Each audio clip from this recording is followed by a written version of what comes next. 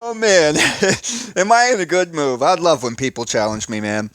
So check this. So the most recent bullshit with people trolling and flaming and doing all the dumb shit they do is kind of inspired a little series that I'm gonna present to you guys in little snippets. Um, Advice for dealing with irritating people, right?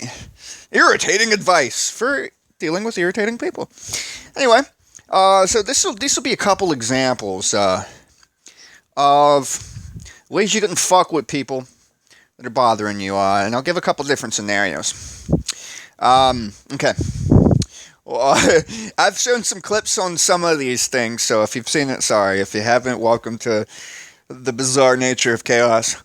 Okay, so there was this one hotel, right? And they don't want to. Oh, it's Corona time, so we don't really clean the rooms. We don't really do breakfast. We don't really do any of this. And they wouldn't allow me access to be able to clean it up myself. And when they would come in to do the rooms, which I think was like once a week, the lady, and it's so often the case, barely speaks any English, so you can't really correct her. How mad can you get as if she would even understand if you were angry? She walks from the door to the back wall and back in a literal straight line with a push broom. A literal straight line, and says, "We good, Kay?" Not really. Okay, so what I ended up doing was I made my own badass personal carpet, right? I took all the extra blankets. I'm only one person. There's two beds. All the extra blankets and sheets and shit. I made myself a carpeted floor. It was fucking awesome. Here's some other ways you can deal with irritating people. All right, so this one also applies at hotels. Someone looks through your window, right? They keep finding a way to walk past and look in, check on what you're doing, or whatever, whether they have it cracked or what. What I do is I open the window all the way up, and I look back. Yeah? You stare at the starer. I mean, these guys are usually looking for drug deals or something. They're usually up to some kind of suspicion. And when you watch people, people get nervous. This works for innocent people too. Like if someone's parked in a car, rolling a blunt or whatever, and you just like walk toward them at a regular fucking speed, making sure your head looks like this is in their direction, they freak out. They'll pull away.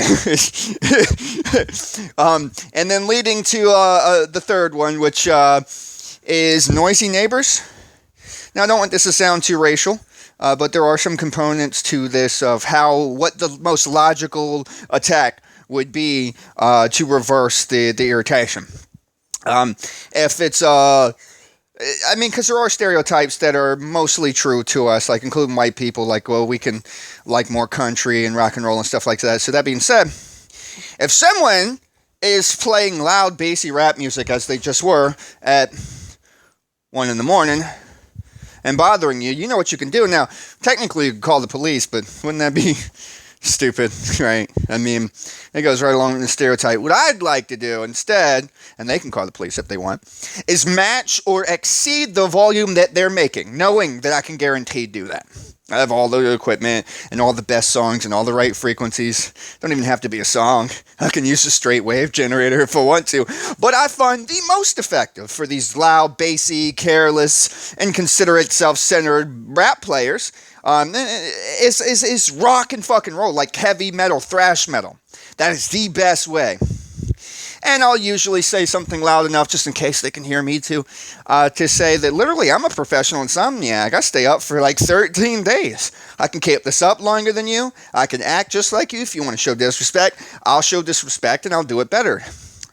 That's how I troll. You know, if you want to be an irritating nuisance, if you want to insult, any of those kind of things, I'm going to show you, but better. I'm going to show you if you weren't emotionally involved in your game. So, play loud rock and roll. Now, what my favorite selection for this, actually, is a band called Warbringer. Lovely thrash. The Clock of Doom.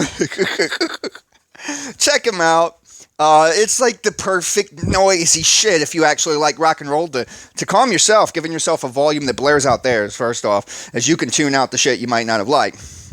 But second, it's like irritating for most people that don't like that kind of music. And if they're playing rap, usually they're not as into rock and roll. So you play that shit. Look, do you hear the quiet? They stopped. I pointed my, let me show that actually. I pointed the speaker directly at the window, made sure to crack it up. Other speakers directly at the wall because it won't reach to the window over here. And I aimed it directly at the house that decided to be inconsiderate. Turned it all the way up. and started playing some rock and roll.